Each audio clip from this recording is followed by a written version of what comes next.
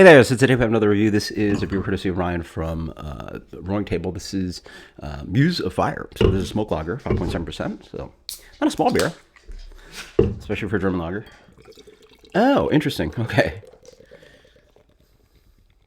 So when I thought smoked lager, I thought Helles. I don't know why specifically, but I mean the whole range of the Schenkel beers are all lagers.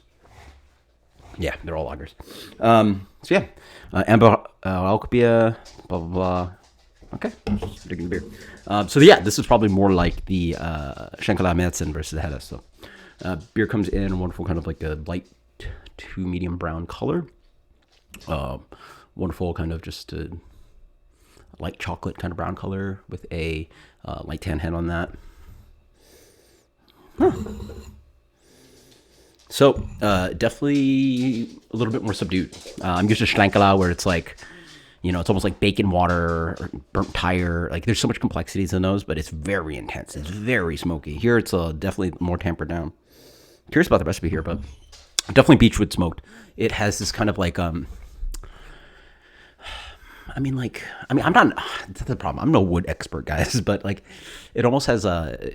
If cherry would smell like cherries, and like it almost has this kind of like dried cherry, woody thing going on.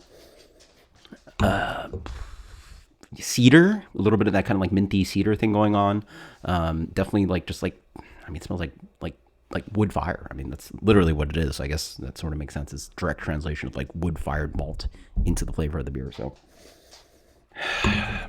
Nice, kind of like toasted, bready, biscuity, Maillard reaction. Kind of like, again, those like Marzen flavors in there as well, with that like use of I guess like Munich and Vienna.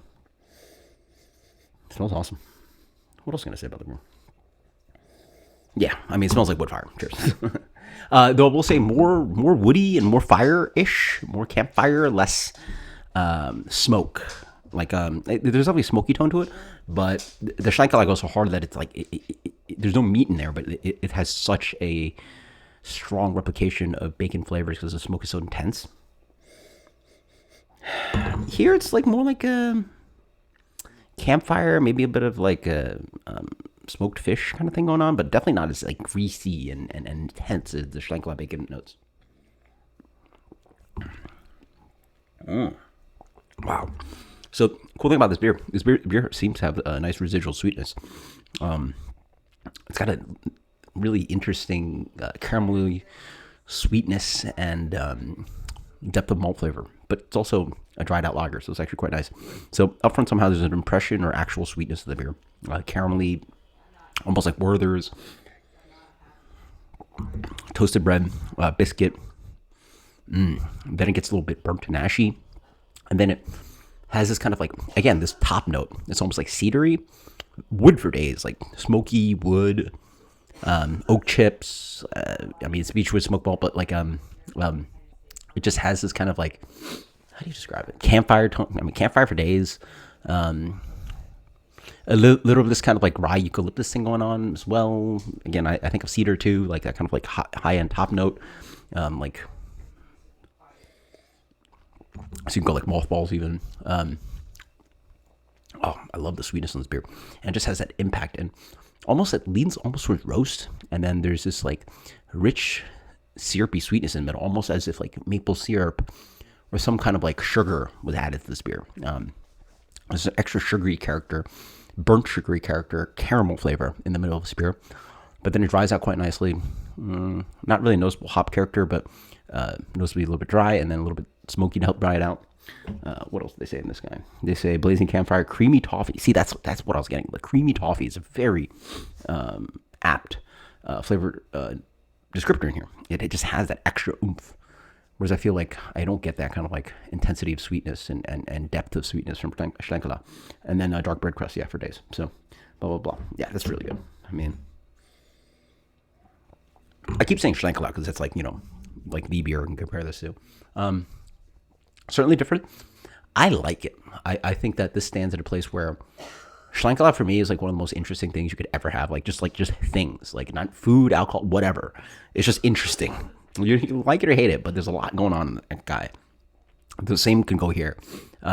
It's a different one. It doesn't have that bacon fat thing that I associate with Schlenkerla, but it has wonderful depth of complexity. Doesn't necessarily always have to replicate the amount of smoke character that beer has.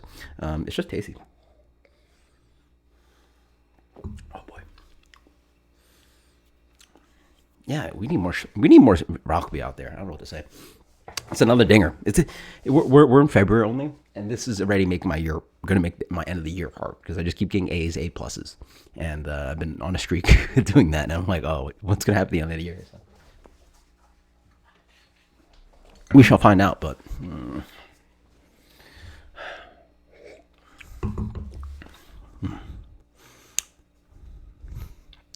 you know what? You know what trend I've been liking more? Fat lagers.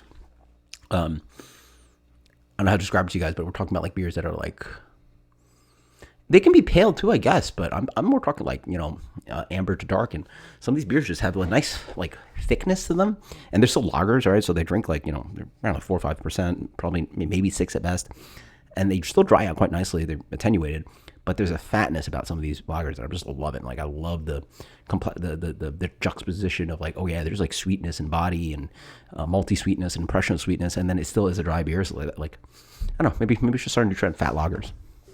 But anyway, thick lagers. What do you want to call them? But this is a thick boy for 5.7%. So much flavor, depth of character, wonderful sweetness to this beer, right? It seems like a sweet beer, but it's still a lager, right? And so it's attenuated. It's actually dry, but you know what I'm saying? Like that fat, dry thing. I love it. 98 minus. 98 minus. That is absolutely fantastic. Love me some Rauchbier. Cheers later.